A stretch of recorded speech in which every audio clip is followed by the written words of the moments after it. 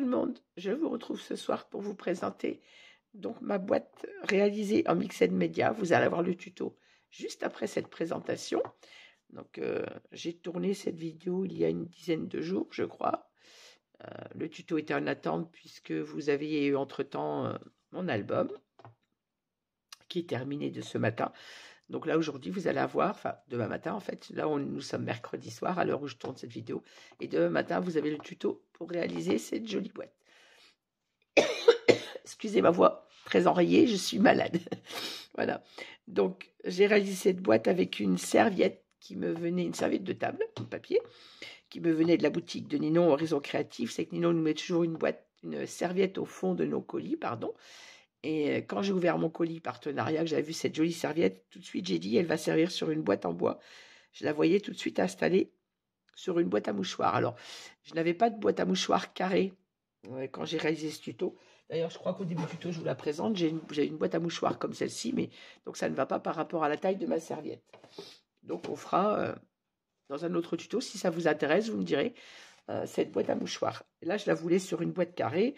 Et dans mon placard, parce que j'achète toujours des petites boîtes quand j'en vois, que ce soit chez Ninon, que ce soit chez Action ou ailleurs, quand je vois une petite boîte en bois, j'en achète en me disant, quand j'aurai le temps, je les ferai en mix média.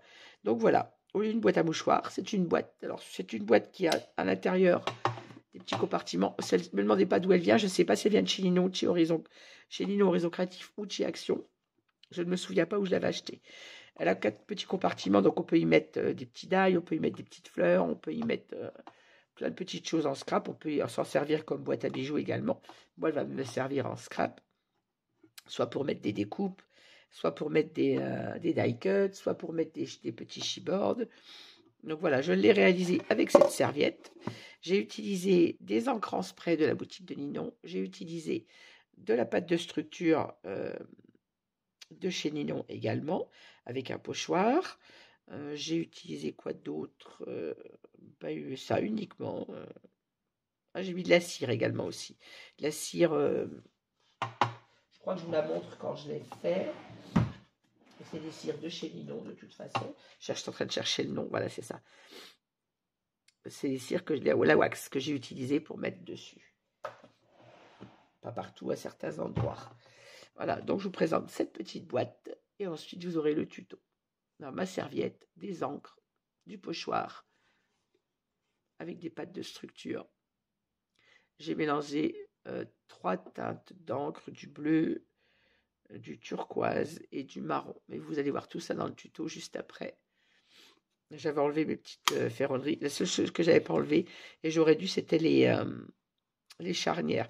Bon, c'est pas grave, elles sont pas, c'est pas grave, mais j'aurais dû les enlever avant. Alors voilà, je vous montre toutes les faces de cette petite boîte.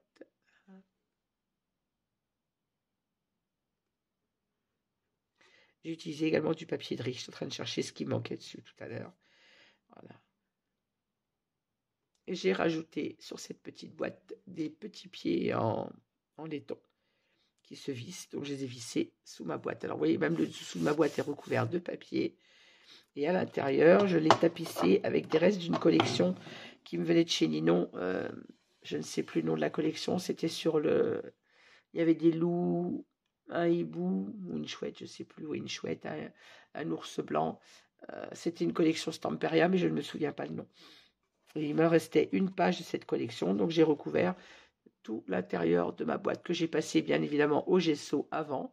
Et ensuite, j'en ai recouvert tout en mesurant donc le fond de ma carte, le fond de la boîte, les petites bornes. Là également, j'ai recouvert même l'intérieur. Donc, si on veut enlever les séparations, on peut les enlever sans problème. Le fond est complètement tapissé. Voilà. On peut l'utiliser aussi comme ça, sans les séparations. Vous voyez, tout est entièrement tapissé avec ce papier couleur bois que je trouvais qu'il allait très bien, bois et bleu. Donc, je trouvais qu'il allait très bien avec ma boîte. Voilà, et bien écoutez, moi je vais vous laisser avec cette petite vidéo de présentation et juste derrière, vous allez avoir le tuto. Alors n'hésitez pas, si vous avez aimé ce tuto, à me laisser des petits commentaires, mettre un pouce en l'air et à me dire si vous voulez d'autres tutos en mix média. Alors, comme je le dis au début de ma vidéo, je ne peux pas faire autant de mix média que je le voudrais parce que ça prend quand même pas mal de temps et pour la réalisation et pour le tournage de la vidéo et l'entretien, le nettoyage du matériel ensuite.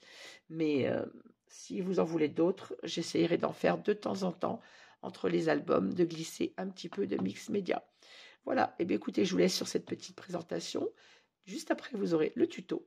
Et moi, je vous dis à très vite pour de nouvelles créations. Merci de me suivre, à très bientôt et n'hésitez pas à laisser petits commentaires. Merci à tout le monde et bonne soirée, bonne nuit et je vous dis donc à demain.